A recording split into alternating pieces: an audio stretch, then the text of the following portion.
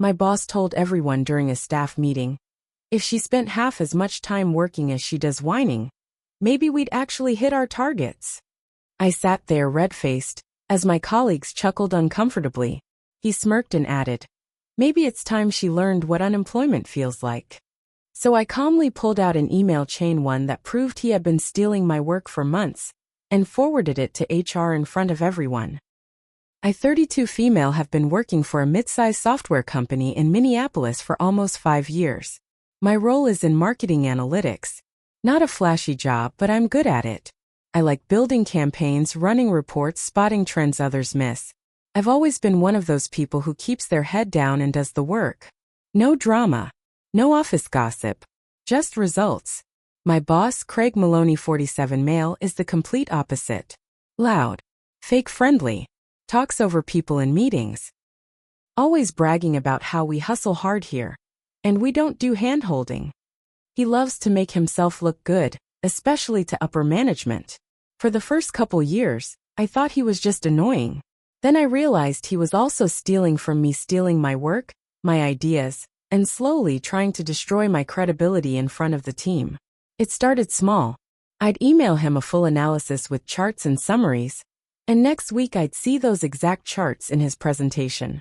My name? Nowhere. I'd mention an idea in a planning meeting, and later he'd pitch it like it came from him. At first, I thought I was being paranoid. I didn't want to make a scene. I didn't want to be that person. But then he got bolder. He started putting me on the spot in meetings, asking me to defend campaigns he knew I hadn't worked on, because he had removed me from the loop. When I couldn't answer, he'd smirk and say things like, maybe next time we prepare, huh? And people were starting to believe him. I saw it in their faces. I felt it in how they stopped coming to me with questions. I wasn't just invisible, I was being quietly pushed out. So I started saving everything. Every email. Every draft. Every calendar invite. Every Slack message. I created a folder on my personal drive, and every night I copied over proof. I didn't know what I was going to do with it yet. I just knew I had to have it. The tipping point came 2 weeks ago, during our quarterly team meeting. Everyone was there: marketing, design, analytics, product. Even a few people from the C-suite were on the Zoom call. These meetings were usually long but harmless. We'd go over numbers, talk about wins, maybe a few next steps. Not this time. Craig started the meeting with a joke about dead weight. No one laughed. He kept going, throwing out some vague stats about how we weren't meeting our lead gen goals. Then he looked around the room, smirking like he was about to drop a punchline, and landed right on me. If she spent half as much time working as she does whining, he said, maybe we'd actually hit our targets. There was this awful silence. A few people gave these weird, uncomfortable laughs. Most people just looked down. I couldn't move. Then he added, maybe it's time she learned what unemployment feels like. I don't know what came over me. I didn't raise my voice. I didn't cry. I just moved. I opened my laptop. I pulled up the email chain from last month where I had sent Craig a full strategy breakdown. And he replied with, perfect, I'll polish this for the execs. I scrolled down. You could see every message. Me doing the work. Him taking it. I hit forward. To HR. Then I CC'd every single person on the call. And I hit send. Then I looked Craig right in the eye and said, let's see if they still think it was your idea. He turned white. The meeting ended 10 minutes early. Craig mumbled something about a technical issue and dropped off the call. People were stunned. I just sat there shaking. Not because I was scared, but because it felt like something broke loose inside me. Something I had been holding in for years. That was 2 weeks ago. A lot has happened since then. The day after the meeting, I got a calendar invite from HR. Confidential meeting, 10 a.m. The subject line alone made my stomach twist. 10 o'clock came. I logged in. There were 2 HR reps on the call, both with serious faces. A third person joined after a minute. It was Craig. He looked different. Less smug.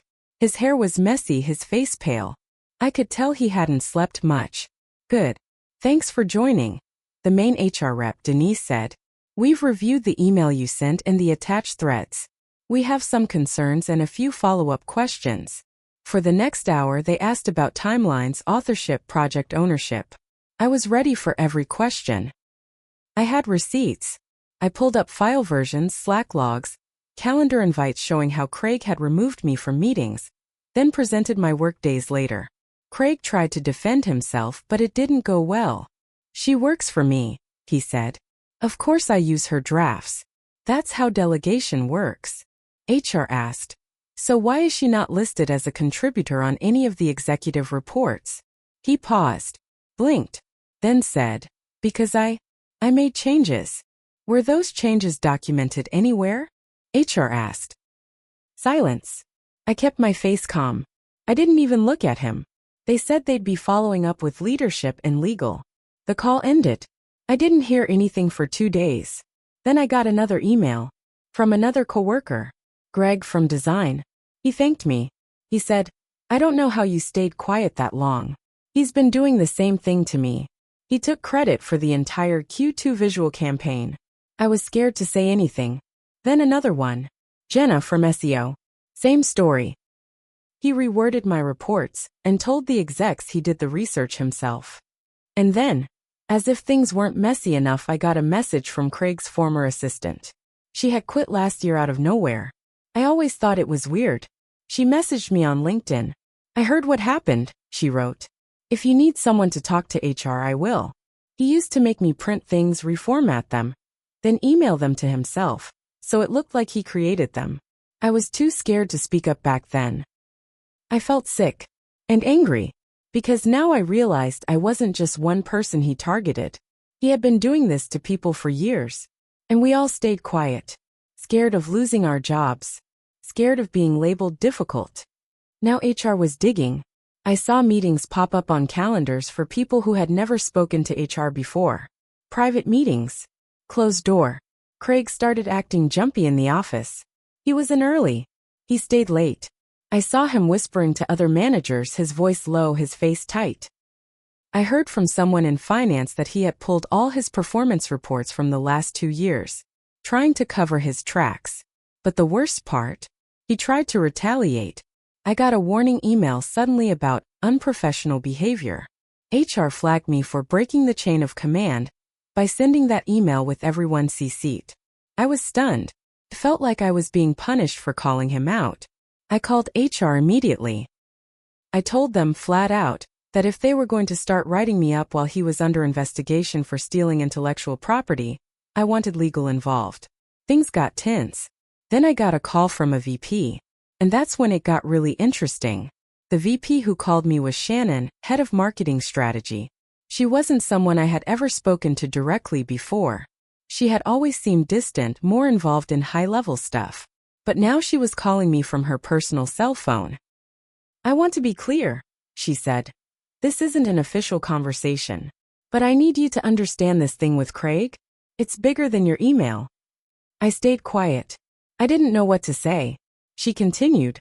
We've had concerns about him for over a year. Budget irregularities. Campaign performance being inflated. But nothing we could prove. What you sent HR. That cracked it open. I asked her. Then why was I the one getting the warning email?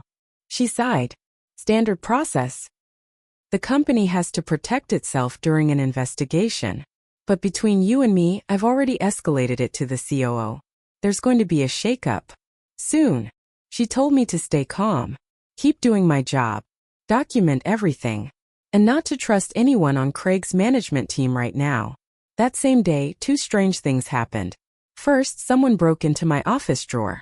I don't lock it usually, there's nothing valuable inside, but that day my folders were a mess. A file I kept on campaign breakdowns was gone. Just gone. The paper versions I had printed for my own use. Second, my system login stopped working for an hour. IT said it was a glitch. But I knew better. I sent an email to HR right away. This isn't just retaliation, it's sabotage. Someone accessed my workstation without authorization. I copied Shannon. Later that week, Craig didn't show up for work. Then the next day he was back, but he looked like hell. People were whispering. One of the sales guys told me Craig had been escorted out of the building the day before. Internal audit, he said. Someone reported him for manipulating revenue forecasts. Turns out, my little email had kicked off more than just a work theft probe. Craig had been cooking the books on campaign performance to cover up losses. He used fake data to make his own metrics look better to the board. He inflated leads. He used templates from previous years and edited numbers. Worse, he tied performance bonuses to that fake data, which meant other people got paid less because of him. It all came out because of that one forwarded thread. And now legal was involved. The company froze all of Craig's access. They were pulling every report he touched in the last 2 years. HR launched a broad internal review. Managers were told to report any concerns directly to the COO. And I was called into another meeting. But this time, it wasn't about Craig. It was about me. And I wasn't sure if I was about to be promoted or pushed out. I walked into the conference room not knowing if I still had a job. The director of HR was already seated. So was Shannon from strategy. A legal rep was on the call too. I sat down. My palms were sweating. Shannon spoke first. "We owe you an apology." I blinked. I hadn't expected that. "We mishandled the warning email," she said. "We should have recognized your complaint as a whistleblower report. That's on us. And we're fixing it." Then HR added, "Your courage brought a serious problem to light. We've completed our investigation." They slid a folder toward me. Inside was a copy of Craig's termination letter. Effective immediately. I exhaled. For the first time in weeks, I let myself breathe. But then Shannon said something I didn't expect. "You're not completely in the clear either." I looked up confused. "What?" "You sent confidential internal documents to a public email thread," the legal rep said. "You exposed private campaign strategies to multiple teams who didn't have clearance. That's a violation of policy." I felt my stomach drop. "But," Shannon cut in, "context matters. You were provoked, humiliated, set up. That doesn't excuse the method, but it explains it." So they gave me a choice. I could take a formal reprimand and keep my current role, or step down and transfer to a different department clean slate with a small raise. I asked for a day to think. That night, I went home and sat with it all. The stress, the humiliation, the revenge, the long, slow build-up. Craig was gone, but so was the old version of me that used to just sit there and take it. I made my choice. I took the transfer. I moved into a strategy role with Shannon's team. Different floor, different manager, a fresh start. The work was harder, but the respect was real. No one stole credit. Everyone pulled their weight. As for Craig, word got around. Quietly, but it spread. Turns out he didn't just lose his job. The audit revealed that he had manipulated bonus structures, which might be considered fraud. There were whispers about legal action.